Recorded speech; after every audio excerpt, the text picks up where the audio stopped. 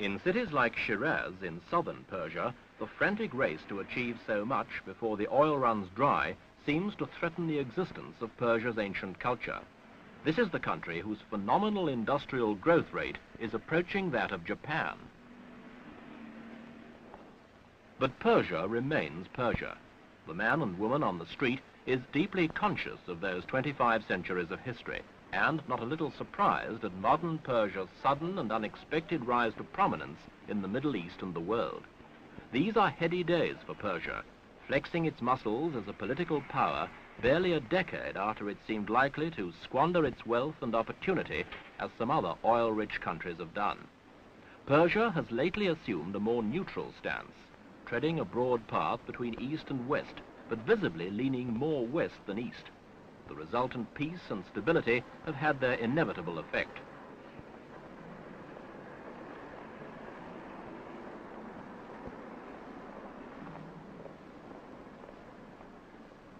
And the vast majority of the people are prepared to attribute it all, rightly or wrongly, to the Shah. Persia is moving up in the world, and oil is paying the way. But as the Shah himself acknowledges, the oil will not last forever. It's not eternal. It is an eternal source of supply.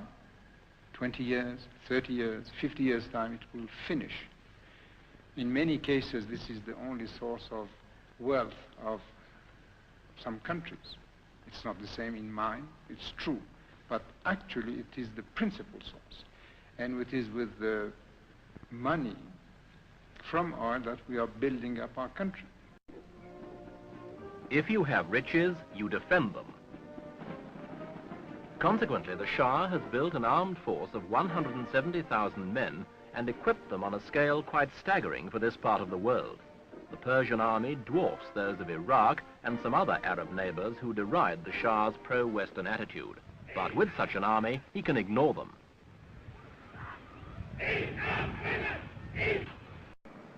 In October this year, Persia officially celebrated 2,500 years of the peacock throne with a dazzling display of splendor worthy of an emperor.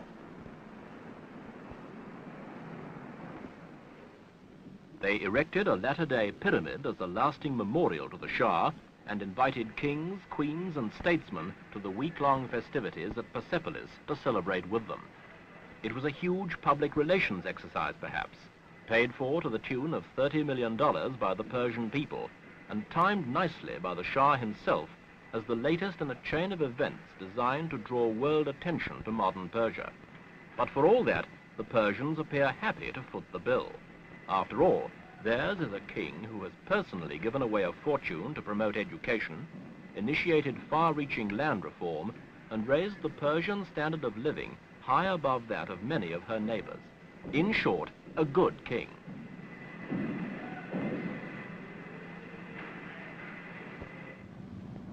Dramatically, Persia has emerged from its past to become a recognizable power in the world.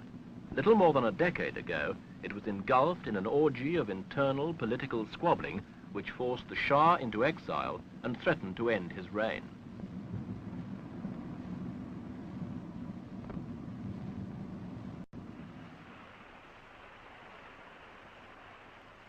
But since then, the palace in Tehran has been the center of government and the Shah the master of Persia. Opposition in his own country is minimal, given the turbulence of the world which surrounds him, and there has been only one attempt on his life. But his survival owes nothing to his capability for dodging an assassin's bullet, everything to a remarkable political agility in the Byzantine atmosphere of international politics. His skill, a fair measure of good luck, far-reaching social progress and an abundance of oil have kept him ahead of the game. If his political dexterity ever played him false, or if good fortune deserted him, he would be in trouble.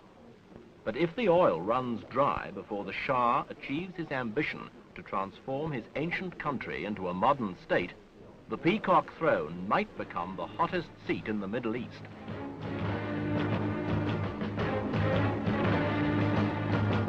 But outside, in Persia's rapidly expanding industrial sector, these are boom times. The Shah delighted Persian businessmen by welcoming foreign companies from Japan, Europe and America offering them facilities, tax concessions, an expanding market, and a growing force of semi-skilled labor, particularly in the car industry.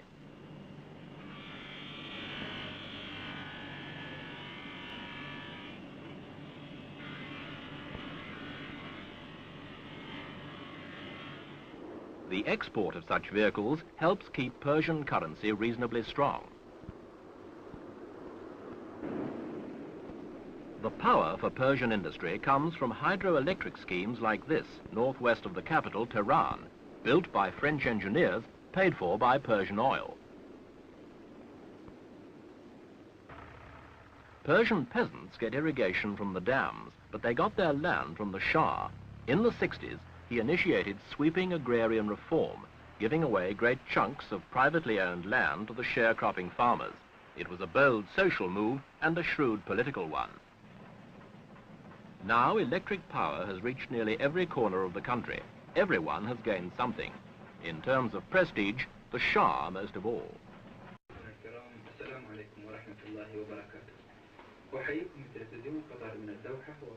And if you have an army which is not actually fighting, put it to work. In fact, the Shah used his army to launch an offensive against Persia's chronic illiteracy. In 1963, it spearheaded the White Revolution, a package of educational and social reform which largely offset unrest amongst Persia's left wing. The Army's Literacy Corps set up thousands of schools throughout the country to bring education to Persia's 28 million people. And today, a massive school building program is being undertaken to complete the process. Gradually then, the pattern of Persia is changing. Women still spend a lifetime weaving a carpet as they always did. When our present contract is finished, the best thing that could happen is that we, producing countries, or owners of that underground wealth, which unfortunately one day is going to finish. The best way is that we produce it ourselves, on our own. We refine it, we transform it into various products, and the oil companies, the same, or new organization, I don't know, this depends on the other side, will come here or in other producing countries just and only as buyers. Iran's natural wealth enables it to buy a wide range of foreign expertise and investment in its economy. And in accordance with its neutral position, it does deals regardless of politics. Car factories and a diesel engine plant have been built in cooperation with Britain. West Germany has installed an aluminium smelting complex. A petrochemical plant is operating in co-production with a Japanese firm. There's a Swedish ball bearing factory and a Czech machine tools industry. And all have been made possible through a policy of exchanging oil and gas for credit and technical help.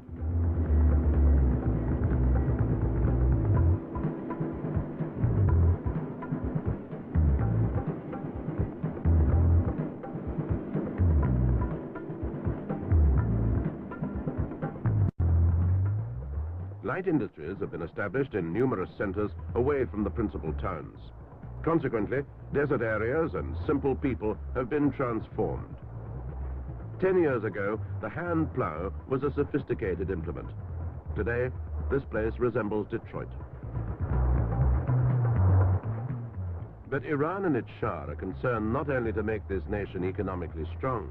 There is, running through the whole program of modernization, a strong thread of social advancement. The Shah's own White Revolution, now 10 years old. Its promise was nothing less than a breakdown of an ancient feudal society and its replacement with a new idea of social justice and equal opportunity. And the Shah is delivering that promise. When Iran got down to the job of transforming itself into an industrial nation, it was doing more than spend its money wisely. It was following the long-term precepts of the Shah, who is determined to make the maximum use of Iran's natural good fortune while it lasts. He's a man in a hurry, attempting to bridge the gulf of centuries in only a few decades.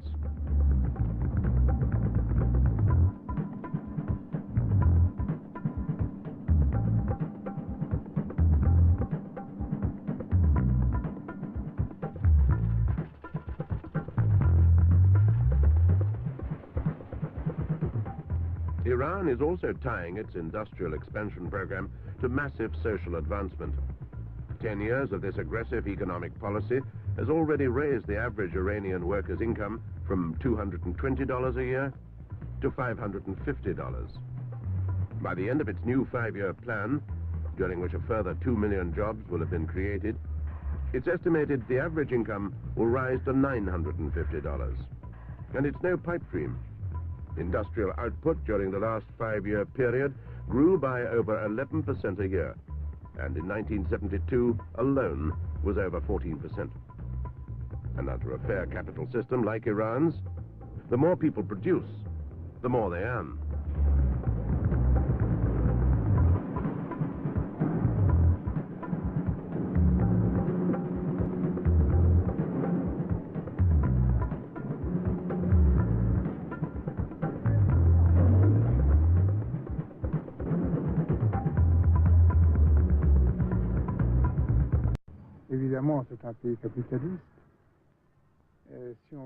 We have a capitalist system here, if you accept that what is not communist is capitalist. On the other hand, all wealth has been nationalized. All natural resources, such as the forests, the land, the water, the steel and the oil industries.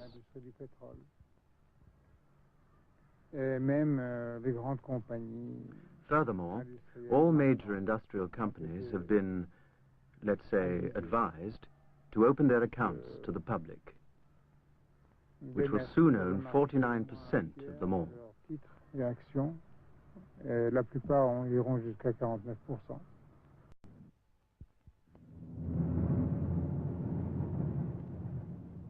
The sheer pace and the size of Iran's overdue industrial revolution can be measured day by day in the rapidly expanding factory estates now thrusting upward in the desert. The cost involved is huge. Iran's new 5-year plan foresees the spending of $35,000 million on industrial development. And all but 5,000 millions will come from Iran's own resources, mainly oil and natural gas.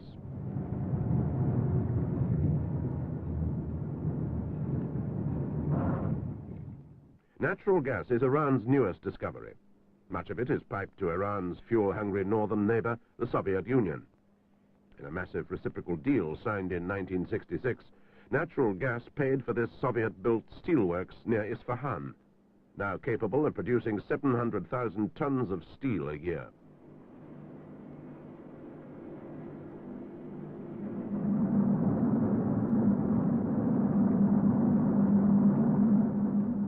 And Iran is also about to become a major source of copper. Estimated reserves of over 300 million tons have recently been located.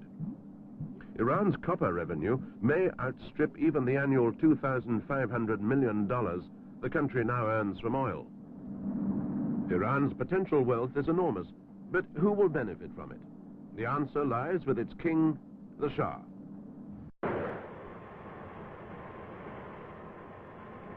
Realistically, the Iranians calculate that their oil will reach a peak of exploitation soon, and if its own industrialization continues apace, it'll need much of it for its own machines. But in the meantime, it supplies 5% of the oil needs of the world, and as such, it's of critical importance.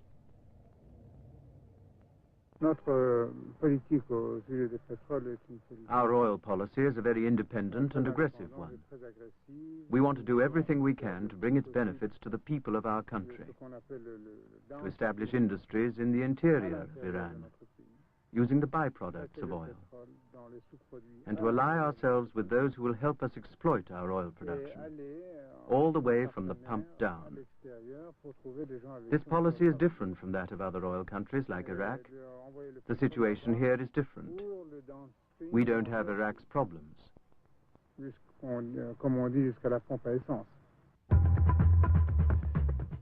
Indeed, Iran has problems of its own. maintaining stability in an unstable corner of the world, creating a modern, efficient state out of the remnants of past glory. The time available to achieve these objectives is limited, for they have to be paid for out of Iran's national resources, and they won't last forever. The race is on to make maximum use of them.